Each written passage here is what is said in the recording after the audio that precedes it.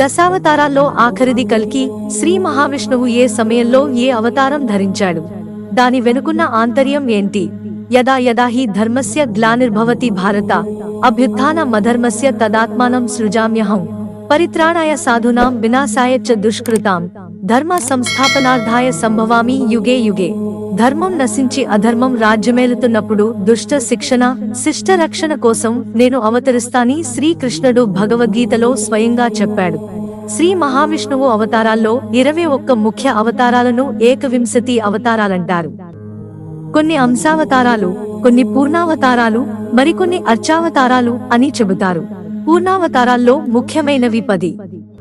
వీటిలో 4 అవతారాలు సత్యయుగంలో, 3 అవతారాలు త్రేతాయుగంలో, 8వ అవతారం ద్వాపరయుగంలో వచ్చింది, 10వ అవతారం కలియుగాంతంలో రాబోతోంది. మొత్తం 10 అవతారాలు ఏంటి? ఏ అవతారం ఏ సందర్భంలో వచ్చింది? ఈ వివరాలన్నీ విష్ణు పురాణంలో ఉన్నాయి. మత్స్యావతారం. వరాహ కల్పంలో ద్రవిడ దేశంలో సత్యవ్రతుడనే మహా విష్ణు భక్తుడు ఉండేవాడు. నిత్యం నదీ స్నానం అనంతరం సూర్యుడికి అర్ఘ్యం ఇచ్చేవాడు. ఓ రోజు అర్ఘ్యం ఇస్తుండగా దోసిట్లో చేపపిల్ల పడింది. దానిని ఎన్నిసార్లు జారవిడిచినా మళ్లీ చేతిలోకి వచ్చి నన్ను రక్షించు రాజా అని కోరింది. ఆ చేపని ఓ చిన్న పాత్రలో వేయగా అది ఆ పాత్ర పట్టనంత పెద్దగా మారింది. అలా ఎన్ని మార్చినా సరిపోలేదు. చెరువు కూడా పట్టకపోవడంతో సముద్రంలో విడిచిపెట్టాడు సత్యవ్రతుడు. అప్పుడు ఆ చేప ఇలా చెప్పింది: ఈ రోజు నుంచి 7వ రోజు ప్రళయం వచ్చి లోకమంతా నీటితో నిండిపోతుంది. నీలాంటి సత్యవ్రతుడికి ఏమీ కాకూడదని చెప్పి ఓ పెద్ద నౌకను నిర్మించి పునః సృష్టికి అవసరమైనవన్నీ ఉంచి ఈ నావలోకి సప్తఋషులు వస్తారని చెప్పి తన కొమ్ముకు కట్టిన తాడుతో ప్రళయాంతం నుంచి రక్షించింది. ఆ సత్యవ్రతుడే వైవస్వత మనవు. అదే సమయంలో బ్రహ్మ మేల్కొని సృష్టి చేయాలని సంకల్పించగా వేదాలను దొంగిలించిన సోమకాసురుడు సముద్ర గర్భంలో దాక్కున్నాడు. మత్స్య రూపంలో ఉన్న విష్ణువు సోమకాసురుడిని సంహరించి వేదాలు రక్షించాడు. కూర్మావతారం. శ్రీ మహావిష్ణువు అవతారాల్లో భిన్నమైనది కూర్మావతారం. ఈ అవతారంలో రాక్షస సంహారం చేయలేదు.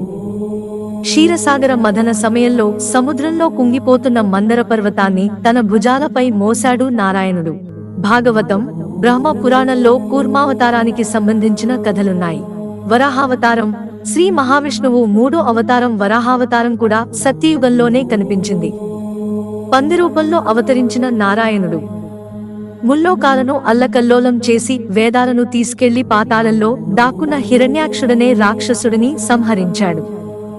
నారసింహావతారం. తన భక్తుడైన ప్రహ్లాదుడిని కాపాడేందుకు, హిరణ్యకశిపుడిని సంహరించేందుకు నారసింహావతారం ధరించాడు శ్రీ మహావిష్ణువు. వామనావతారం. ప్రహ్లాదుని మనవడైన బలిచక్రవర్తి యాగాలు, దాన ధర్మాలతో అత్యంత శక్తివంతుడిగా మారాడు.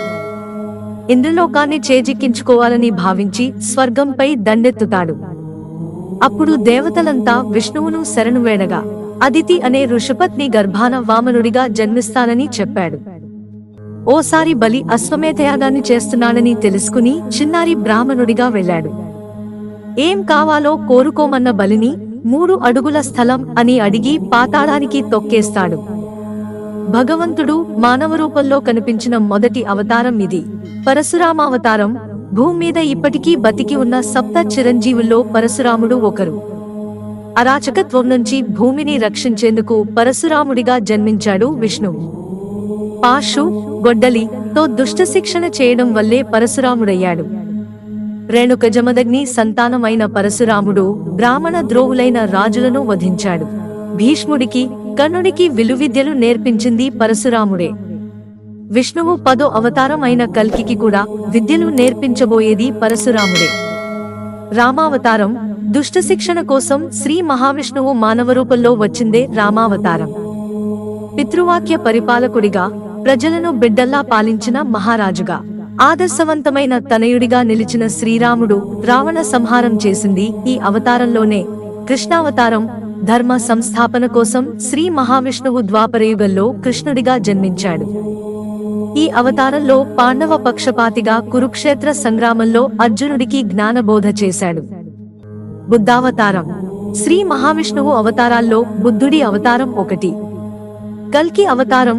దశావతారాల్లో ఆఖరిది కల్కి అవతారం. కలియుగంలో ధర్మం ఒక్క పాదంపై నడుస్తోంది. కలియుగాంతంలో శంబల అనే ప్రాంతంలో కల్కిగా జన్మించి దుష్ట సంహారం చేస్తాడని, అప్పుడు కలియుగం అంతమై సత్యయుగం ప్రారంభమవుతుందని బ్రహ్మాండ పురాణంలో ఉంది. మిత్రులారా, ఛానల్ సబ్స్క్రైబ్ చేసుకోవడం మర్చిపోకండి. ధన్యవాదాలు.